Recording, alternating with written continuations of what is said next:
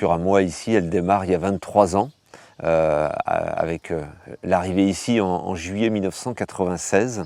J'ai abandonné un travail pour venir ici. Comme on dit, j'ai tout laissé tomber sans vraiment savoir ce que j'allais pouvoir faire ici.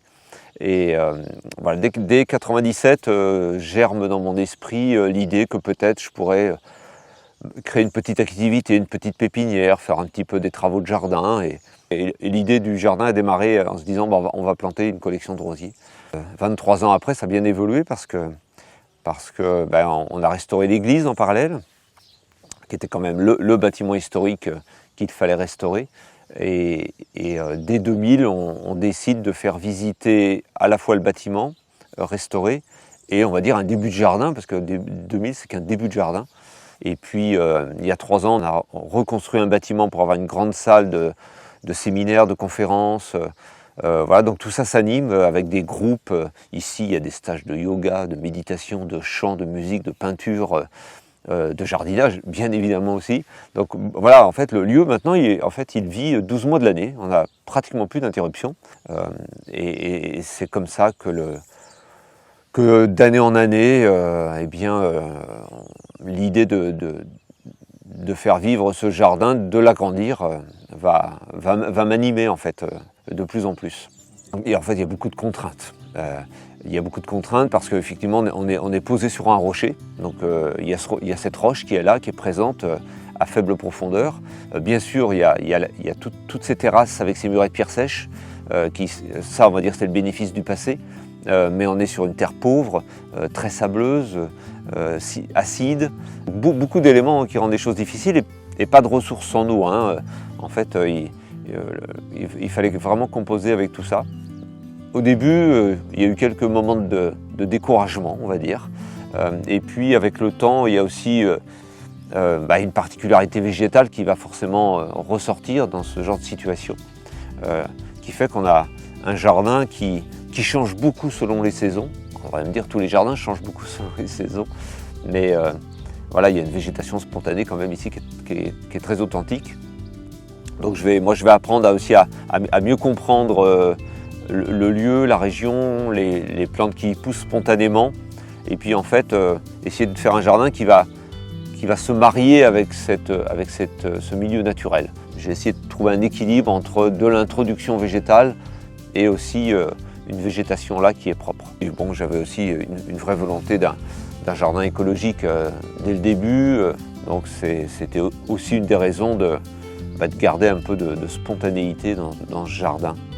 Alors donc le jardin effectivement aménagé sur ses restants, donc on va passer de niveau en niveau.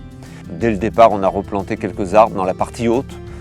Il y a un marronnier, il y a un grand cèdre, quelques conifères que j'ai introduits.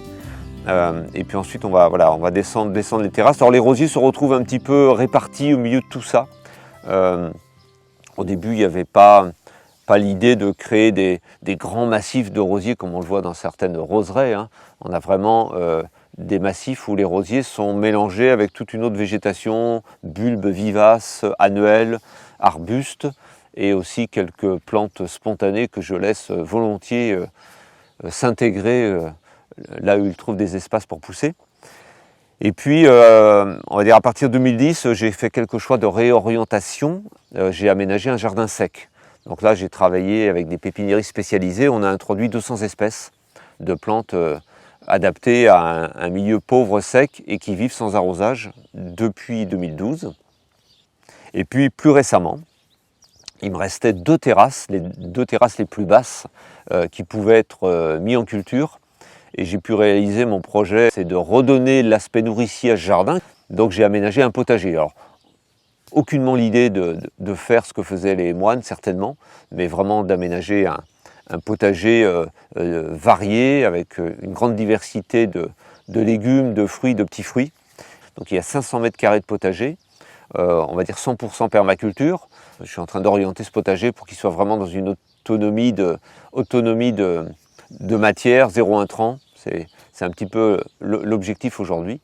Donc voilà, on va dire le jardin est sur ces 3 thèmes-là, le jardin de rose, le jardin sec et aujourd'hui le potager.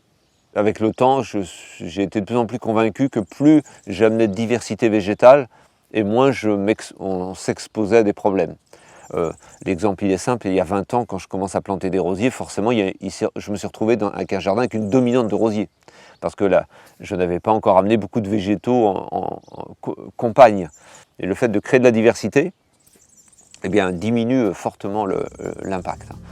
Quand on laisse un petit peu travailler la nature, ça porte des fruits. Et puis vous voyez, il y a des oiseaux qui chantent, il y a des papillons partout dans ce jardin.